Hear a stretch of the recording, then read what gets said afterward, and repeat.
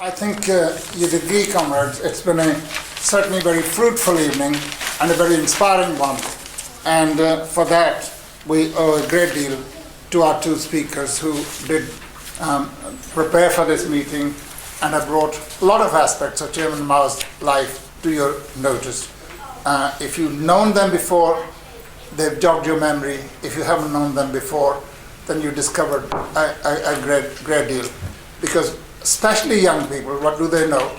Mao was a monster. I mean, there's two stories, and there are two monsters in the world, really, Stalin and Mao. Stalin killed all the Soviet people. Nobody was left. He was alone in the Kremlin. And somehow the Soviet Union won the war with this monster having killed everybody, all his army, all his generals, all the Soviet people. The Soviet Union somehow wins the war. Well, Virgin Mary, you're still producing miracles. And likewise with Mao Zedong. And their method of calculating how people were born, etc., is they extrapolate. So people are counted as dead when they were not even born. And a very clever and erudite professor at Jawaharlal Nehru University in Delhi wrote an article on 30 million dead during the Great Leap Forward. And she comes to the conclusion, having made a devastating criticism of the bourgeois statisticians. They're not really statisticians, they're paid mercenaries of the bourgeoisie.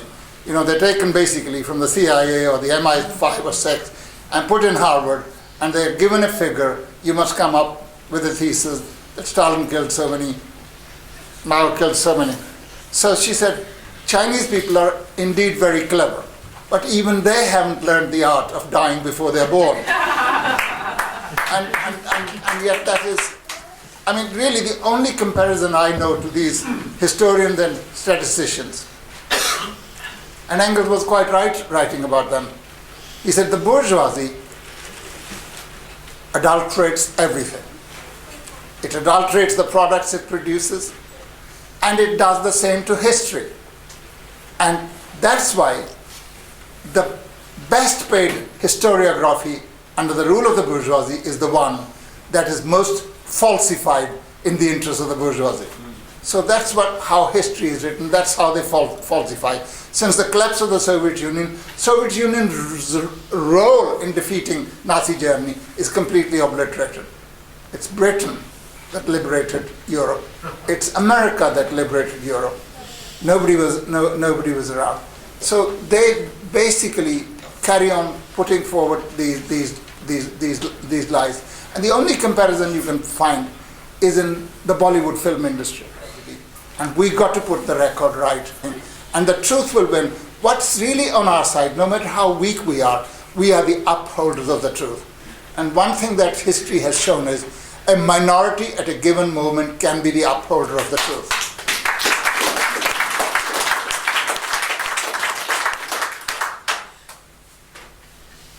Mandela has died.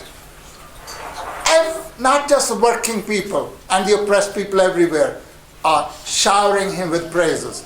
And that's right and proper. Mandela should be showered with praise by the oppressed people and working class people everywhere.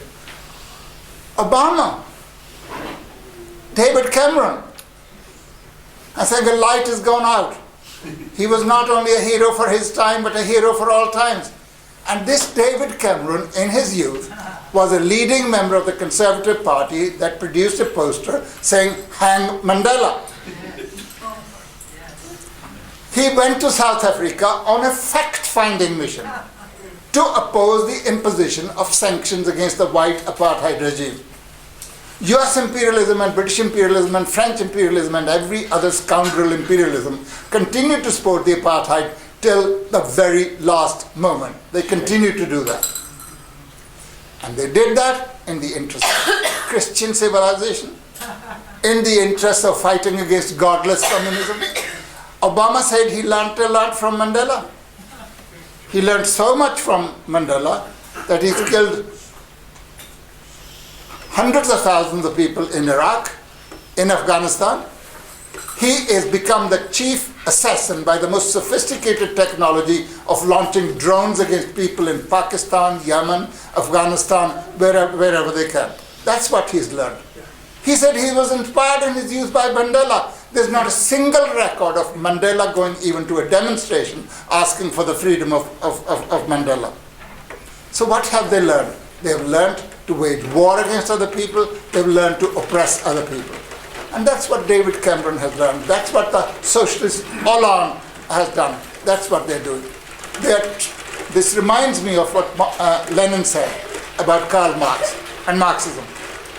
He said it often happened to great revolutionary leaders that during their lifetime, the bourgeoisie not merely ignores them, it hounds them. And once they're dead, in order to console the oppressed masses, and attempts are made to turn them into harmless icons. That's precisely what is happening to Mandela today.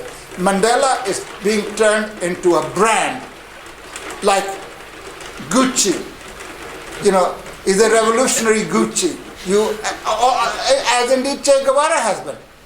A lot of stuff is sold with Che Guevara's face on the thing.